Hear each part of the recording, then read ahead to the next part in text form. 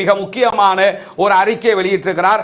Abu ஹம்சாவினுடைய video தான் இந்த video. அதில் மிக முக்கியமான செய்தியைத்தான் அவர் சொல்லியிருக்கிறார். என்ன செய்தியெல்லாம் அபு ஹம்சா சொல்லியிருக்கிறார்னு கேட்டா, எவ்வளவு காலம் இந்த யுத்தம் நீடித்தாலும் அல் குதுஸையோ அல்லது காசாவையோ நாங்கள் கைவிட மாட்டோம். எங்களிடமிருந்து குதுஸை நீங்கள் பறித்துக் கொள்ளவும் முடியாது, எங்களிடமிருந்து காசாவை நீங்கள் பறித்துக் கொள்ளவும் முடியாது.